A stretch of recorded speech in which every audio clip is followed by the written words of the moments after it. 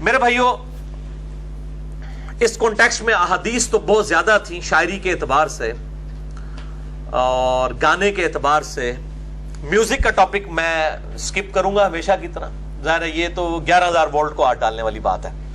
اس پہ دونوں طرف ایکسٹریم رویے پائے جاتے ہیں. بہرحال میرا جو فائنل آپ سمجھ لیں ورڈنگ میری طرف سے یہ ہے کہ بچنے میں عافیت ہے، باقی جو ہے وہ عقل مند کے لیے اشارہ کافی ہے. 15 صحیح الاسناد احادیث میں انشاءاللہ اس کانٹیکسٹ میں کور کروں گا. اکثر احادیث صحیح بخاری اور صحیح مسلم سے، آلموسٹ تقریباً 90% اس میں. پہلی حدیث صحیح بخاری سے ہے اور مشکات میں اس کا نمبر ہے 4784. تو یہاں پر ضروری ہے کہ میں مشکات کا تعارف پھر کروا دوں کیونکہ میں نے مشکات کے نمبر بتانے ہیں. یہ میرے بھائیوں مشکات از دی انسائکلوپیڈیا آف حدیث، میں نے اس کو ڈکلیئر کیا ہے. اہل سنت کی مین سٹریم کی 13 کتابوں کا آپ سمجھ لیں خلاصہ اور نوٹس ہیں. میں نے اس پہ الگ سے مکمل ڈیٹیلڈ لیکچر دیا ہے، مسئلہ نمبر 111B اہل سنت پاک.com پہ، ہمارے یوٹیوب کے چینل کے تھرو. آپ یوٹیوب میں جا کر کریکٹ اسپیلنگ لکھ دیں 111 یعنی 111-B- مسئلہ MAS اس کے بعد کوما اپاسٹرافی والا جو اوپر ڈلتا ہے ALAH، مسئلہ عربی میں کہتے ہیں سوال کو. تو وہ لیکچر ڈائریکٹ یوٹیوب بھی کھول دے گی. یہ آج کا لیکچر جو ہے مسئلہ نمبر ہوگا 172. تو آپ 172-MAS اپاسٹرافی والا کاما ALAH لکھیں، یوٹیوب ڈائریکٹ بھی کھول دے گی. ویسے بھی ہمارے فرحان بھائی نے اینڈرائیڈ ایپس بھی ایپلیکیشن بھی اس کی بنائی ہوئی ہے. اس کے علاوہ ایک PDF بھی ہے 32 پیجز کا، اس کے اوپر بھی ہائپر لنک کے ساتھ اردو میں بھی، ہندی میں بھی اور رومن انگلش کے اندر بھی وہ سارے لیکچرز جو ہیں ان کے ہائپر لنک موجود ہیں یوٹیوب سے. تو یہ مشکات المصابیح کے میں نمبرز بتاؤں گا. یہ جو کہ سیکنڈری بک ہے، اس میں بخاری اور مسلم کی نیچے تخریج بھی ہوئی ہے. شیخ زبیر علی رحمہ اللہ تعالیٰ کی تحکیم اور تخریج کے ساتھ یہ 3 PDF فائلز ہیں 18 MB کی. ہماری ویب سائٹ اہل سنت پاک.com میں الحدیث والے پورشن کے اندر آپ کو یہ تینوں جلدیں مل جائیں گی. تو اس میں یہ پورا ایک چیپٹر ہے اشعار کے حوالے سے اور شعر و شاعری کے حوالے سے. کل 29 احادیث ہیں مشکات کے اس چیپٹر کے اندر. انٹرنیشنل نمبر کے مطابق 4783 سے لے کر 4811 تک مشکات میں آپ یہ چیپٹر اگر پڑھ لیں شاعری کے بیان کے اوپر تو آپ کو یہ ساری احادیث کمبائنڈ فارم میں مل جائیں گی. ساری کور نہیں میں کر رہا، کچھ کر رہا ہوں اور میں ساروں کے مشکات کے نمبر بتا دوں گا. مشکات آسانی کے ساتھ چونکہ اویلیبل ہے اور جس کو بخاری اور مسلم کا نمبر چاہیے ہو تو وہ اسی مشکات میں انٹرنیشنل نمبر تخریج کا فٹ نوٹ کے اوپر لکھا ہوگا کہ بخاری سے فلاں نمبر ہے، مسلم سے فلاں ہے، ترمذی سے فلاں ہے. تو میں اس لیے یہ مشکات کے نمبر انشاءاللہ بتاؤں گا. تو پہلی حدیث صحیح بخاری سے ہے اور مشکات میں بھی امام ولی الدین تبریزی نے بخاری سے یہ لی ہے حدیث. مشکات میں اس کا انٹرنیشنل نمبر ہے 4784 اسی شاعری والے چیپٹر کے اندر. آپ صلی اللہ علیہ وآلہ وسلم نے فرمایا بے شک بعض اشعار حکمت سے پر ہوتے ہیں. بے شک بعض اشعار حکمت سے پر ہوتے ہیں. یعنی آپ صلی اللہ علیہ وسلم نے شاعری کو پسند فرمایا اور کہا کہ بعض شعر واقعی حکمت سے پر ہوتے ہیں. مثال کے طور پر صحیح مسلم میں حدیث ہے، آپ صلی اللہ علیہ وآلہ وسلم نے فرمایا، میں نے یہ ساری احادیث جو ہے مسئلہ نمبر 1 میں کور کی ہوئی ہیں. امام الانبیاء کی دعوت قرآن صلی اللہ علیہ وآلہ وسلم، اس کا سٹارٹ میں یہ 8 احادیث ہے قرآن کے حوالے سے. صحیح مسلم میں حدیث ہے، آپ صلی اللہ علیہ وآلہ وسلم نے فرمایا، اور مشکات کی پہلی جلد میں آپ کو فضائل قرآن والے چیپٹر میں حدیث مل جائے گی کہ اللہ تعالیٰ اس کتاب کے ذریعے قوموں کو عروج دے گا اور اس قرآن اس کتاب کے ذریعے قوموں کو زوال بھی دے گا. اب اس کو آپ دیکھیں ڈاکٹر اقبال نے کس طریقے سے سمویا ہے جواب شکوہ کے اندر. وہ زمانے میں معزز تھے مسلمان ہو کر اور تم خوار ہوئے تارک قرآن ہو کر. اسی کو ٹرانسلیٹ کر دیا. تو یہ بعض اشعار جو ہیں وہ حکمت سے پر. ڈاکٹر اسرار صاحب رحمہ اللہ تعالی، اللہ تعالیٰ ان کی غلطیوں سے درگزر فرمائے، ان کو نیک کاموں کا اجر عطا فرمائے. وہ کہتے تھے میں 5ویں کلاس کا اسٹوڈنٹ تھا کہ قرآن اور اقبال ان کا لیکچر ہے اقبال ڈے کے اوپر، ویڈیو ریکارڈڈ موجود ہے یوٹیوب پہ. وہ کہتے ہیں کہ میں 5ویں کلاس کا اسٹوڈنٹ تھا تو میرے بڑے بھائی نے مجھے جو ہے وہ بانگے درا لا کے دی، تو جواب شکوہ کا شعر 5ویں کلاس میں تھا. کہتے ہیں میرے تحت الشعور میں چپک گیا کہ وہ زمانے میں معزز تھے مسلمان ہو کر اور تم خار ہوئے تارک قرآن ہو کر. کہتے ہیں اس شعر نے میری زندگی پلٹ دی. اور پھر جب میں میٹرک کا اسٹوڈنٹ تھا تو مودودی صاحب سے میرا تعارف ہوا اور میرا دل قرآن کی طرف مائل ہوا. پھر دیکھیں اللہ تعالیٰ نے ان کو کیسا مبعوث کیا کہ کنگ ایڈورڈ کے پڑھے ہوئے ڈاکٹر، کنگ ایڈورڈ نے ہزاروں ڈاکٹرز پروڈیوس کیے ہیں اور کرے گا، اپنی زندگی تک مشہور ہوں گے، وہ بھی چند کمیونٹی کے لوگوں میں. ان کی اولاد بھی ان کو یاد نہیں رکھے گی، لیکن ڈاکٹر اسرار کو اللہ نے لاکھوں روحانی بیٹے دیے ہیں، اپنی ویڈیوز میں آج بھی زندہ ہیں اور کس طریقے سے ان کے لیے صدقہ جاریہ بنا ہوا ہے. 40 سال کی عمر کے اندر انہوں نے اپنی پریکٹس بھی چھوڑ کے مکمل طور پہ دین کے لیے وقف ہو گئے.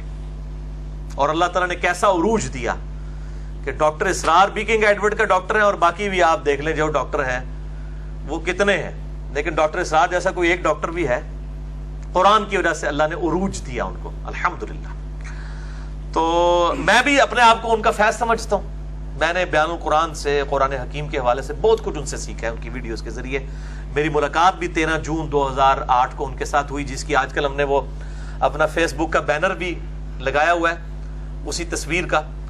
تو اس پہ تاریخ بھی لکھی ہے 13 جون 2008. تو ابھی ان کی آپ سمجھ لیں اینیورسری کہہ لیں، برسی کہہ لیں، وہ آنے والی ہے. آج 8 اپریل ہے. 14 اپریل 2010 کو ان کی ڈیتھ ہوئی تھی.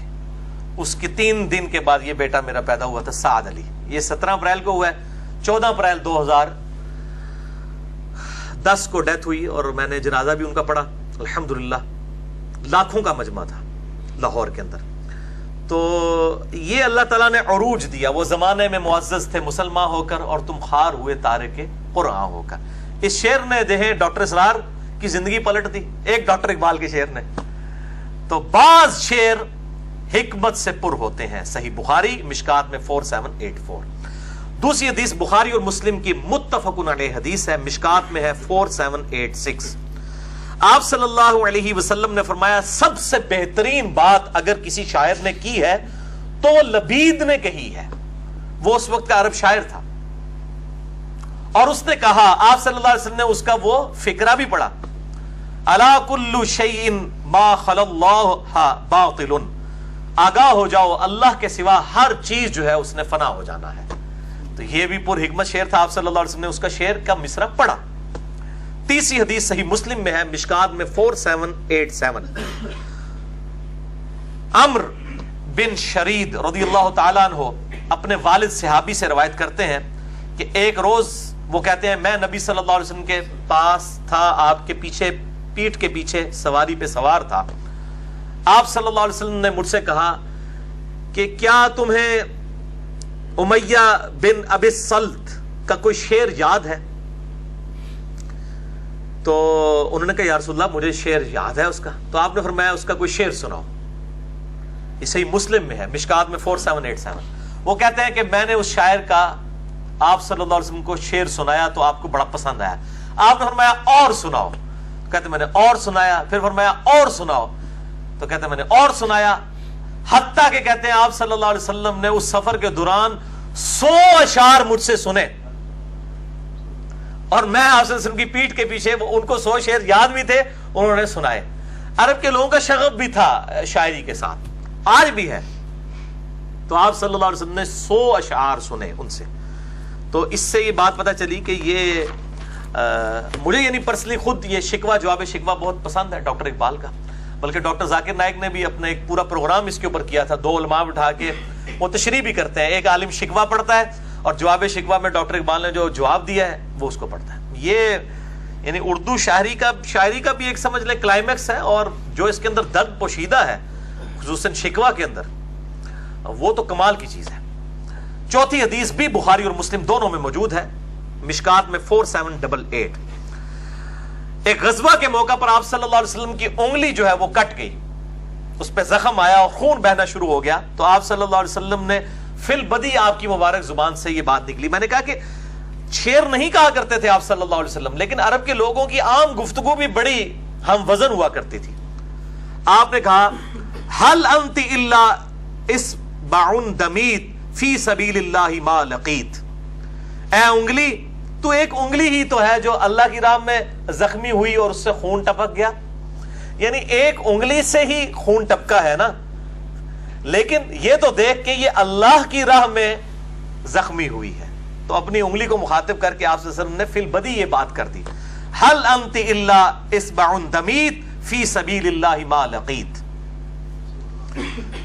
تو اسی طریقے سے صحیح بخاری اور مسلم میں ایک اور حدیث ہے، 5ویں حدیث بخاری مسلم دونوں میں ہے، متفقن ہے، مشکات میں ہے 5889، یہ اس چیپٹر میں، شاعری والے چیپٹر میں نہیں تھی، یہ کسی اور چیپٹر میں تھی، معجزات والے، میں نے وہاں سے لی ہے کہ غزوہ حنین کے موقع پر، بڑی لمبی حدیث ہے، میں نے 131C میں آپ صلی اللہ علیہ وسلم کے معجزات والے چیپٹر میں کور کیا ہے کہ 12,000 کا لشکر آپ کے ساتھ تھا، لیکن جب افراتفری مچی تو صرف 80 لوگ آپ صلی اللہ علیہ وسلم کے ساتھ رہ گئے، باقی سب آپ کا ساتھ چھوڑ گئے، تو آپ صلی اللہ علیہ وسلم اکیلے رجز پڑھتے ہوئے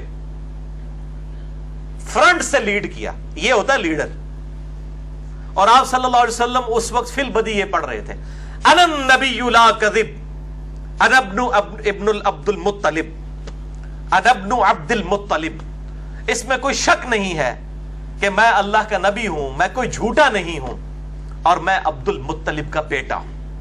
تو آپ دیکھیں، میں نے بتایا عرب کے لوگ جو ہیں وہ اپنی فی البدی زبان میں بھی انا النبی لا کذب انا ابن عبد المطلب، میں نبی ہوں، اس میں کوئی شک نہیں ہے، کوئی جھوٹ نہیں ہے، میں عبد المطلب کا بیٹا ہوں۔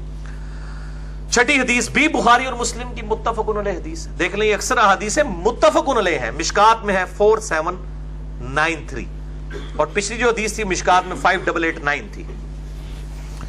یہ وہ حدیث ہے جس کو عمر سیریز میں انہوں نے فلمایا بھی ہے غزوہ خندق کے موقع پر، اور بڑی کمال انہوں نے اس کی پکچرائزیشن کی ہے کہ آپ صلی اللہ علیہ وآلہ وسلم کے اصحاب جو ہیں وہ یہ شعر پڑھ رہے تھے، گنگنا رہے تھے، خندق کھودتے ہوئے، مسجد نبی کی تعمیر کے دوران بھی، خندق کھودتے ہوئے بھی، کیا کہتے تھے؟ نحن الذین بایعوا محمدا علی الجہاد ما بقینا ابدا، کہ ہم نے محمد صلی اللہ علیہ وسلم کی بیعت کی ہے جہاد کے اوپر اس وقت تک جب تک ہماری جان میں جان باقی ہے، یعنی جب تک زندگی ہے ہم نبی صلی اللہ علیہ وسلم کے ہاتھ پر موت کی بیعت کیے ہوئے ہیں، یعنی ہم نے اپنی زندگی، جو سورہ توبہ میں آیا نا کہ مومنین کی جانیں اور مال اللہ تعالیٰ نے جنت کے بدلے میں خرید لی ہیں، تو صحابہ کرام کیا کہتے تھے؟ نحن الذین بایعوا محمدا علی الجہاد ما بقینا ابدا، ہم جب تک زندہ رہیں گے جہاد کے اوپر اپنے نبی صلی اللہ علیہ وسلم کے ہاتھوں پر ہم نے موت کی بیعت کی ہوئی ہے۔ اچھا، اب یہ وہ شعر گنگنا رہے تھے تو آپ صلی اللہ علیہ وسلم بھی آگے سے گنگنا رہے ہیں اس کے جواب میں، یعنی آپ صلی اللہ علیہ وسلم بھی الفاظ جو ہے وہ ظاہر ہے کہ قافیے کے ساتھ ہی، اسی قافیے کے اوپر آپ صلی اللہ علیہ وسلم کیا کہہ رہے ہیں؟ اللہم لا عیش الا عیش الآخرہ فاغفر للانصار والمہاجرہ، اے اللہ عیش تو نہیں ہے مگر آخرت کی عیش، اصل عیش، اے اللہ بخش دے انصار کو بھی اور مہاجرین کو بھی۔ کس طریقے سے اس کو، تو یہ اتنا زبردست انہوں نے عمر سیریز کے اندر نا، میں اکثر اس کو لگا کے سنتا ہوں والا پورشن، جس طریقے سے انہوں نے الحمدللہ اس کو فلمایا، اللہم لا عیش الا عیش الآخرہ فاغفر للانصار والمہاجرہ، اے اللہ عیش تو نہیں ہے مگر آخرت کی عیش، دنیا کی عیش تو جو ہے وہ تو وقتی ہے، اصل عیش تو آخرت کی ہے، اے اللہ تو بخش دے، تو راضی ہو جا انصار سے بھی اور مہاجرین سے، اللہ تعالی ہم سب سے بھی راضی ہو، آمین۔ 7ویں حدیث بھی بخاری اور مسلم سے ہے، یہ ہے وہ مذموم اشعار کے بارے میں جو گندے اور جو آپ سمجھیں ولگر قسم کے بے حیائی پہ مبنی اشعار ہوتے ہیں، یہ کفری ہے، کئی گانے ہیں وہ کفری اشعار ہیں، یعنی کئی گانے ایسے ہیں جن میں اشعار کفریاں ہیں، وَلِعَوْذُ بِاللَّهِ تعالی۔ اب وہ ایک ٹاپک نہیں ہے، مطلب ورنہ میں اس کے اوپر بول سکتا ہوں کتنے اشعار جو پبلکلی لوگ گنگنا بھی رہے ہوتے ہیں۔ گانا گنگنانے میں کوئی مسئلہ نہیں ہے اگر اس میں شرکیہ الفاظ، کفریہ الفاظ نہ ہو، بے حیائی پہ مبنی نہ ہو۔ ایک خاوند اپنی بیوی کو گانا سنا سکتا ہے، بیوی اپنے خاوند کو، مرد کے اندر، عورتیں عورتوں کے اندر، لیکن بے حیائی والا شادی کے موقع پہ، وہ آگے حدیث بھی آ رہی ہیں، گانے کے ساتھ کوئی اختلاف نہیں ہے اسلام کو، لیکن بے حیائی پر مبنی نہ ہو، اختلاط نہ ہو مرد و عورت کا۔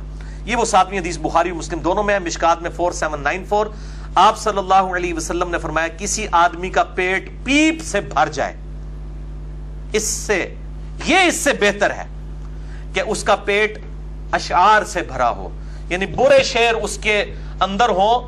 یہ زیادہ بڑا گناہ ہے، یہ زیادہ بڑی تکلیف دہ چیز ہے قیامت کے دن، کہ جتنی کو دنیا میں اس کے پیٹ میں پیپ بھر جائے جو تکلیف ہے، اس سے بڑی یہ تکلیف ہے، والعیاذ باللہ تعالی.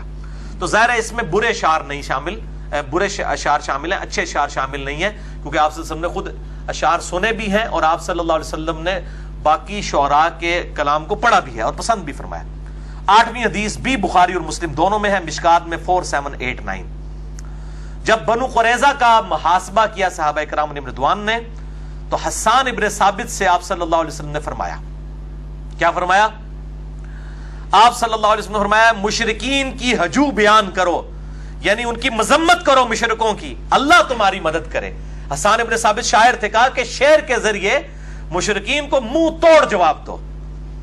دوسری بات ارشاد میں حسان میری طرف سے ان مشرکین کو جواب دو. تیسری بات ارشاد فرمائی اے اللہ روح قدس یعنی جبرائیل کے ذریعے حسان کی مدد فرما، جس طرح کہ حضرت عیسیٰ علیہ السلام کے بارے میں قرآن میں آتا ہے اللہ تعالیٰ نے روح قدس کے ذریعے ان کی مدد فرمائی تھی. اے اللہ حسان ابن ثابت کی بھی مدد فرما تو جبرائیل علیہ السلام کے ذریعے. الحمدللہ. 9ویں حدیث صحیح مسلم میں ہے اور مشکات میں اس کا نمبر ہے 4790. صحیح مسلم مشکات میں 4790. آپ صلی اللہ علیہ وسلم نے فرمایا قریش کی ہجو بیان کرو، مذمت کرو شعروں کے ذریعے، کیونکہ یہ ان پر تیر اندازی سے زیادہ شدید ہے.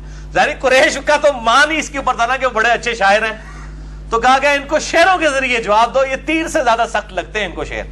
حقیقت بات ہے، بعض اوقات شعر جو ہے وہ بہت برے لگتے ہیں کسی کو جبکہ کسی کے خلاف بیان کیے جائے. اسی لیے یہ اسلام میں جو جنگی ترانے ہیں، ملی نغمے ہیں اور اس طرح کی چیزیں جو ہیں اگر بے حیائی پہ مبنی نہ ہوں تو ان کو یعنی پسند کیا گیا ہے، خصوصاً جنگ کے موقع کے اوپر. 10ویں حدیث ڈیٹیلڈ ہے صحیح مسلم میں، اور میں صحیح مسلم کا بھی اس کا نمبر بتا دوں 6395. یہ امپورٹنٹ حدیث تھی. مشکات میں کچھ پورشن اس کا موجود ہے 4791 اور صحیح مسلم میں اوپر تلے 12 احادیث ہیں. انٹرنیشنل نمبر کے مطابق 6384 سے لے کر 6395 تک یہ 12 احادیث ہیں. اس کو پیچھے چھوڑا ہے نا، اس کو پیچھے چھوڑا. صحیح مسلم میں 12 احادیث انٹرنیشنل نمبر کے مطابق 6384 سے لے کر 6395 تک. یہ حضرت حسان ابن ثابت رضی اللہ تعالیٰ عنہ علیہ السلام کے بارے میں پورا چیپٹر ہے، ان کے فضائل کا چیپٹر ہے. اور کچھ احادیث بخاری کے اندر بھی موجود ہے 3212 حضرت حسان ابن ثابت کے حوالے سے، 453 صحیح بخاری میں، 6152 صحیح بخاری کے اندر.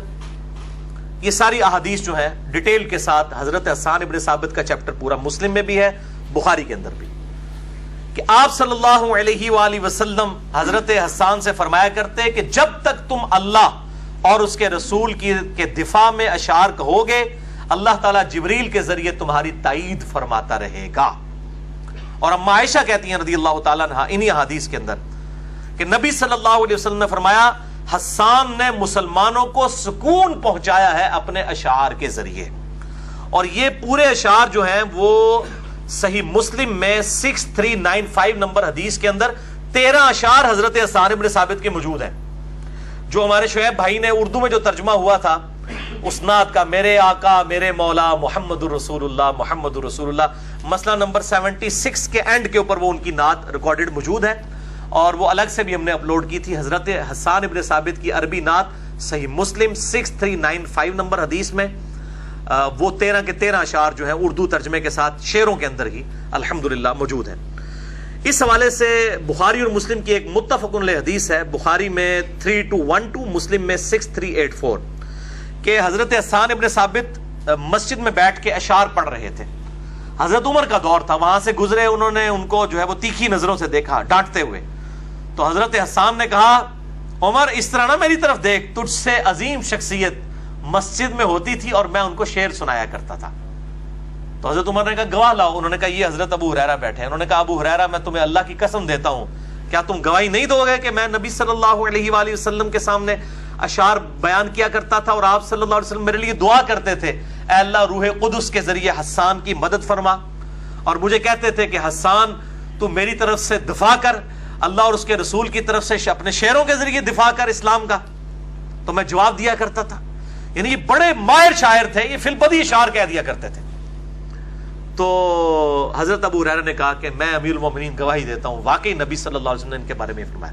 اچھا, اب اس سے یہ بھی دیکھیں کہ حضرت عمر کو بھی یہ حدیث نہیں پتا تھی.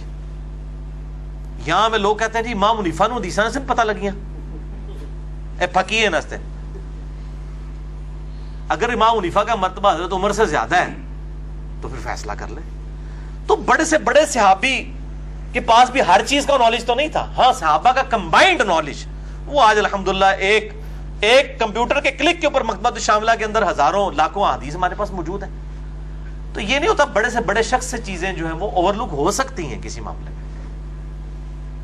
تو یہ کوئی عیب والی بات نہیں ہے. پرفیکٹ تو صرف اللہ کے محبوب صلی اللہ علیہ وسلم کی مبارک ذات ہے.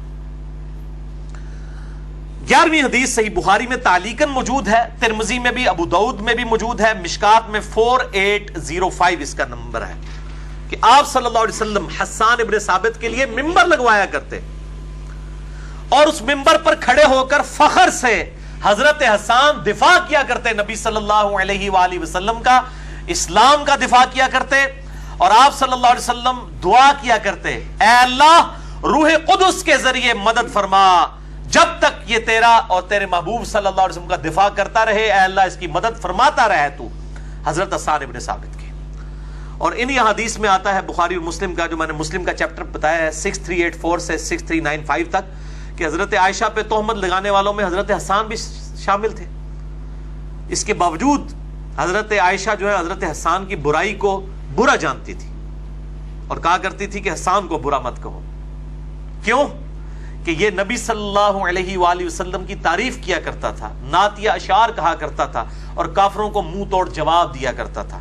اس لیے حضرت عائشہ مرتے دم تک ان کا احترام کیا کرتی تھی حضرت حسان ابن ثابت کا رضی اللہ تعالیٰ عنہ وعلیہ السلام. لہذا حمد ہو, نعت ہو, کوئی نشید ہو, منقبت ہو جس میں شرکی الفاظ موجود نہ ہو, گستاخانہ الفاظ نہ ہو, خوشی کے موقع پر کوئی گانا ہو, شادی بیاہ کے موقع کے اوپر اشعار ہوں چاہے گنگنائے جائیں یا بغیر گنگنائے, یہ تمام کے تمام جائز ہیں اگر مرد و عورت کا اختلاط نہ ہو, اور شاعری بھی اچھی ہو, ڈاکٹر اقبال جیسی شاعری ہو, شکوہ جواب شکوہ. یعنی یہ جو ایک ڈاکٹر اقبال کی شاعری مجھے پرسنلی بہت پسند ہے. دوسرا حفیظ جلندری کا جو شاہنامہ اسلام ہے, کمال شاعری ہے. یعنی مجھے کبھی بھی بچپن سے شاعری سے کبھی شغف نہیں رہا, ابھی بھی مجھے چند ایک شعر آتے ہیں, مجھے ایسا کوئی شغف نہیں ہے.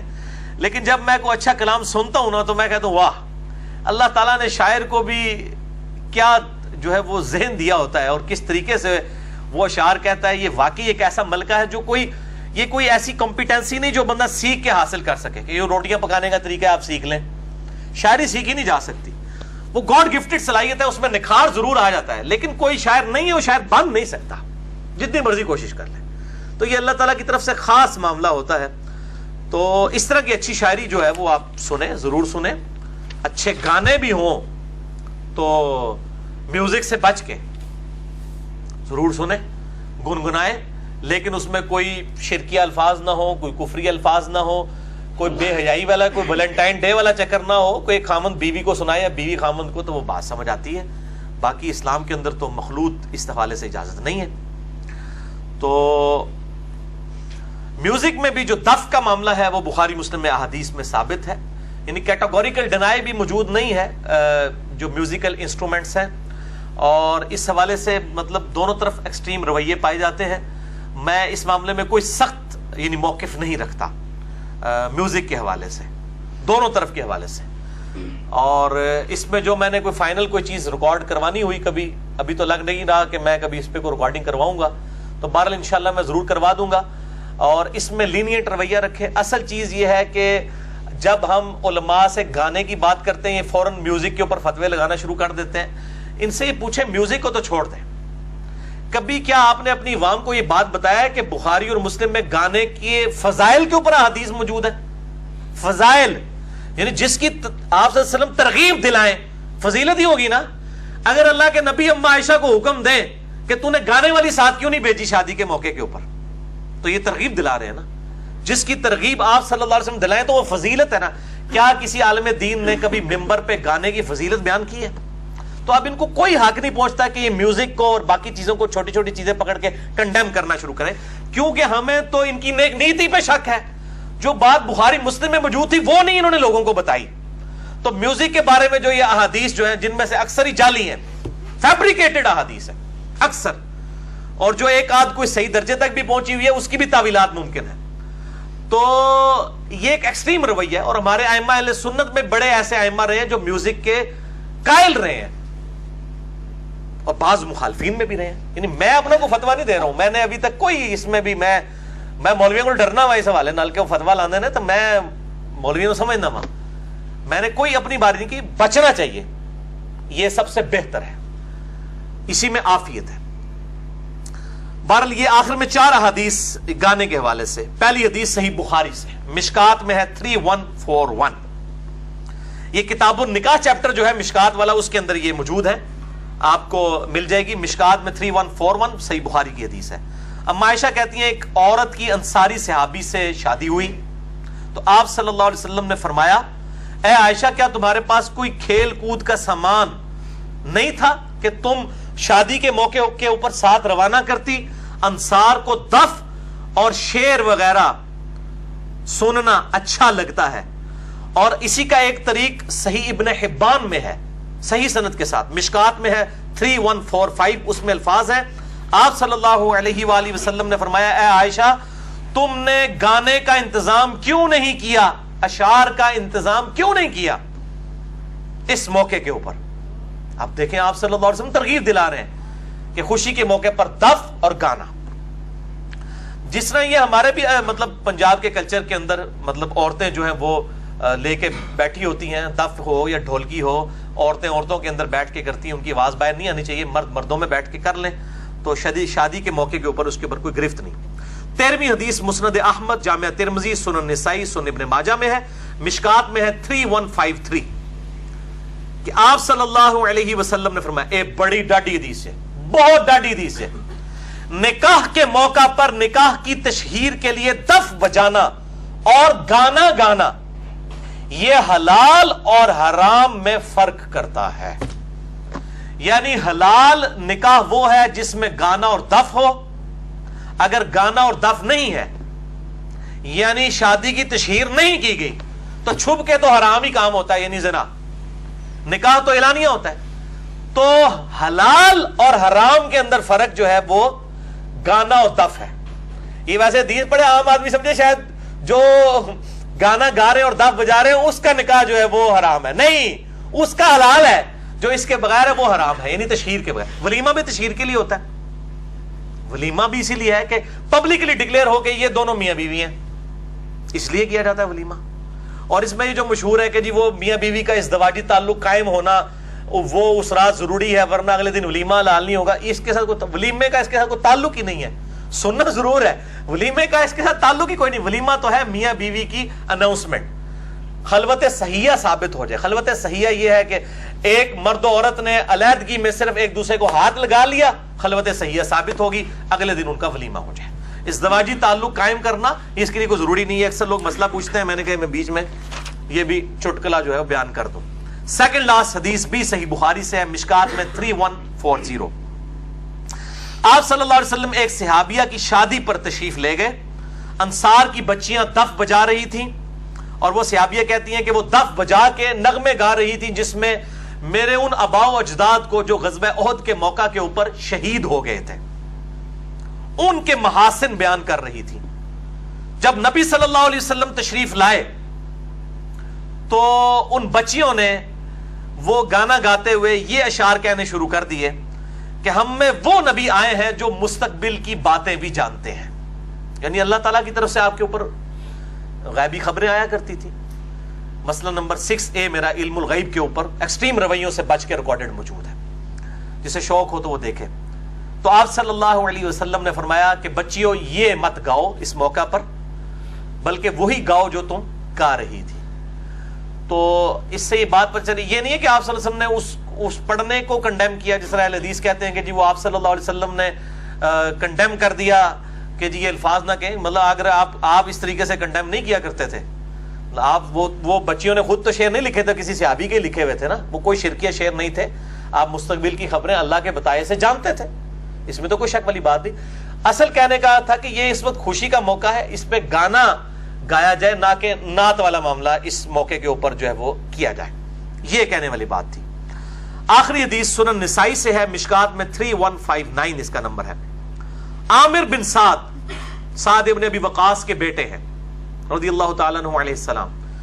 وہ کہتے ہیں کہ میں ایک شادی کے موقع پر ابو مسعود انصاری رضی اللہ تعالیٰ عنہ کے پاس گیا تو ان کے پاس بچیاں جو ہیں وہ گانا گا رہی تھیں اور دف بھی بجا رہی تھی. تو یہ تابعی تھے اور وہ صحابی تھے اور وہ بدری صحابی تھے اور وہاں پہ بدری صحابی بیٹھے ہوئے تھے. تو یہ کہتے ہیں میں نے ان کو کہا کہ اے اصحاب بدر، اے بدر کے غازیوں، یہ تمہارے سامنے کیا ہو رہا ہے کہ بچیاں گانا گا رہی ہیں، دف بجا رہی ہیں. تو اب یعنی انہوں نے ان کو مینا مارا کہ چنگے تسی صحابی ہو، اللہ دے بندے ہو، بزرگ صحابی ہو، کام اپنے ویکھو. انہوں پنجابی اگر میں ٹرانسلیٹ کراں کہ چٹیاں داڑیاں ہو گئی نا، کام اپنے ویکھو کہ پہ کر دو تسی. بڈھے صحابی اور بدری صحابی تو اڈے سامنے گانے گائے جا رہے ہیں، دف بجائے جا رہے ہیں، بچیاں یہ کیا کر رہی ہیں. تو ابو مسعود انصاری نے کہا کہ تمہاری مرضی ہے بیٹھو، تمہاری مرضی ہے اٹھ کے چلے جاؤ، لیکن یہ بات یاد رکھو کہ شادی کے موقع کے اوپر آپ صلی اللہ علیہ وسلم کی طرف سے ہمیں گانے کے متعلق اجازت مرحمت فرمائی گئی ہے. اس حدیث کو میں نے اینڈ پہ رکھا تھا تاکہ یہ بات پتہ چل جائے کہ یہ حدیثیں کوئی منسوخ نہیں ہے. یہ اصحاب بدر جو ہیں بیان کر رہے ہیں اور ظاہر ہے کہ وہ تابعین کو بیان کر رہے ہیں جب نبی صلی اللہ علیہ وسلم دنیا میں موجود نہیں. اور یہ سعد ابن ابی وقاص کا بیٹا روایت کر رہا ہے، عامر بن سعد. یہ وہی صحابی ہے جس نے وہ حدیث بخاری اور مسلم کی روایت کی ہے کہ علی کی میرے ساتھ وہی نسبت ہے جو ہارون کی موسیٰ کے ساتھ، مگر میرے بعد کوئی نبی نہیں. عامر بن سعد بن ابی وقاص رضی اللہ تعالی عنہ علیہ السلام. سعد ابن ابی وقاص بھی نام ہے ان کا اور سعد بن مالک بھی نام ہے. ابی وقاص چونکہ ان کی کنیت تھی، اس نام کے ساتھ بھی ان کو یاد کیا جاتا ہے. بال اس حوالے سے میں نے الحمدللہ جو کچھ تھا وہ بیان کر دیا. باقی جسے شوق ہو مشکات کا وہ چیپٹر پڑھ لے جو میں نے بیان کیا. شاعری سے متعلق کل 29 احادیث مشکات میں بخاری اور مسلم کے ریفرنس سے 4783 سے لے کر 4811 تک.